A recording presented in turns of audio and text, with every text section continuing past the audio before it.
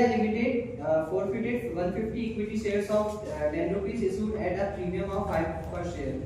At the rate of 10 rupees plus 5 rupees का premium, ठीक हो गया। For non-payment of allotment money. Allotment money non-payment है। Allotment money कितनी है? 8 per share. 8 per share. Including premium of 5 rupees per share. Including premium 5 रुपए का premium include है इसमें, यानी कैपिटल कितनी है? 3 रुपए। 3 प्लस 5 प्रीमियम होके 8 बन गया। और ये एरियर है ना for non payment of this. Non payment का मतलब एरियर है, ठीक है। आगे The first call of rupees 2 per share. First call 2 रुपए की। Final call of 3 per share. Final call 3 per share। Out of these 100 equity shares were issued. 150 देखो जब तो रहे हैं और रीइश्यू कितने करने हैं? 100 शेयर रीइश्यू करने हैं at the rate 40 per share. At the rate 40 per share। 14 paid up के मुंह पे कुछ लिखा है? इसका मतलब पेड अप पूरा 10 है।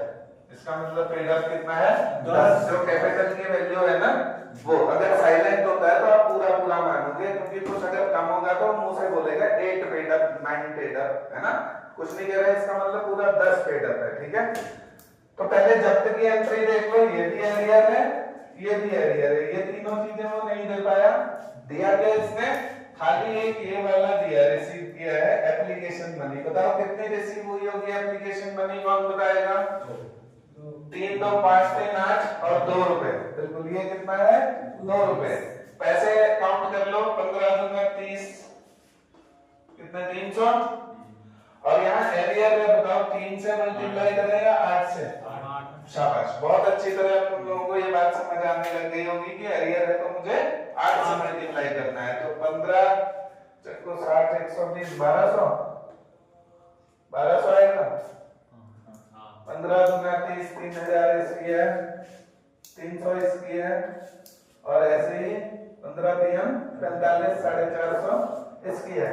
चलो जब्त करते हैं। जब्त की एंट्री बताओ। Share capital account debit. Security premium आनी है या नहीं आनी है? आनी है।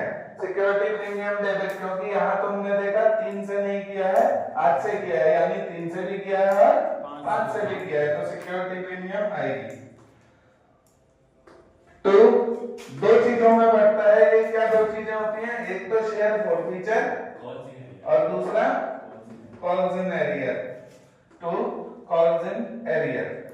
कॉल्स इन एरियर में कौन सा पैसा आता है? जो एरियर है, जो नॉट पेड है, ठीक है। यानी 450 प्लस 300 प्लस 1200 कितना है टोटल बताओ?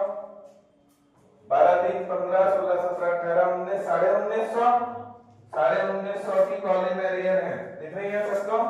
जब्त कितना पैसा हुआ? जो रिसीव्ड है, 300, ये जब्त है। आई बात समझ में? शेयर कैपिटल पे आओ। नंबर ऑफ शेयर्स कितने हैं? 150 इनटू एक शेयर कितने का? पूरा 10 रुपया। और सिक्योरिटी प्रीमियम 150 इनटू 5 रुपए की प्रीमियम है, तो 15 कितना हो गया? 1500 और 15 पंजे 75 750। डेबिट क्रेडिट मैच है नहीं है? ये तुम चेक करो, डेबिट क्रेडिट मैच है। आई बात समझ में? 150 शेयर्स का फॉरफीचर 300 रुपया है। 150 शेयर्स का फॉरफीचर 300 रुपया है। तो हम रीइश्यू कितने शेयर कर रहे हैं? 100 शेयर रीइश्यू कर रहे हैं, है ना। तो 100 शेयर्स को रीइश्यू करके देखते हैं। 100 शेयर्स हैं। Bank account debit to share capital account. Bank में कितना पैसा आएगा? 14 रुपए। भाई 14 रुपए के हिसाब से रीइश्यू हो रहा है, तो 14 रुपया बैंक का है। 14 के हिसाब से 100 इंटू 14 1400। शेयर कैपिटल कितने की है? पेड अप 10 ही रुपया होगा, 10 से ज्यादा नहीं हो सकता। जो उसकी कीमत है उतनी ही होगी, 10 रुपया। तो कितना हो गया? 1000 रुपया। 400 रुपये क्रेडिट साइड क्या आएगा बताओ? क्रेडिट में बचा है, डेबिट में बचा। शाबाश, सिक्योरिटी प्रीमियम आती है। क्या आती है? क्योंकि डेबिट में अगर बचता है तो वो शेयर फॉरफीचर है, लेकिन अगर क्रेडिट बचे तो वो सिक्योरिटी प्रीमियम है। और इसको आंसर निकालने में ये किसी काम का नहीं है, आंसर निकालने में बस यहाँ शेयर फॉरफीचर जो होता है वो काम आता है बस। आई बात समझ में? आंसर इसका चेक करते हैं, देखो 150 का फॉरफीचर 300 है, यानी 150 में कितना मल्टीप्लाई किया है? 2 इंटू कितना है? 2। तो 150 का इंटू 2 300 रुपया, तो 100 का इंटू 2 कितना होना चाहिए? 200। यानी ये वैल्यू अब 300 नहीं है 200 है, ये वैल्यू अब तुम्हारे लिए 300 नहीं है, कितनी है? 200 है। आई बात समझ में? 200 में से यहाँ कुछ और फीचर है क्या? नहीं है, तो पूरा 200 का 200 कैपिटल रिजर्व है। आई बात समझ में? पूरा 200 का 200 कैपिटल रिजर्व है। एंट्री क्या होगी इसकी कैपिटल रिजर्व की? शेयर फॉरफीचर डेबिट होता है, शेयर फॉरफीचर डेबिट होता है तो कैपिटल रिजर्व, कैपिटल रिजर्व।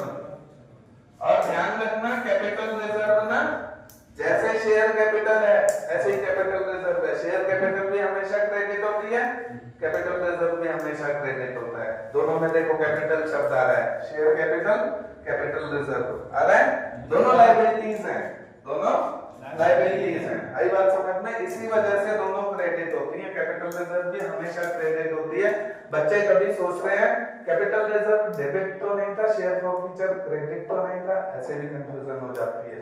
और ऐसा एक नंबर में कभी पूछ भी देते हैं वहां, शेयर फॉरफीचर डेबिट होता है या क्रेडिट होता है? क्लियर है? आंसर ठीक है, आंसर मैच कर लिया। 200 रुपया आएगा इसका आंसर, फॉरफीचर डेबिट 200 रुपया, तो कैपिटल रिजर्व 200 रुपया। ठीक है, समझ आया सबको? किसी को कोई डाउट तो नहीं है इस क्वेश्चन में? आंसर भी मैच कर रहा है ना?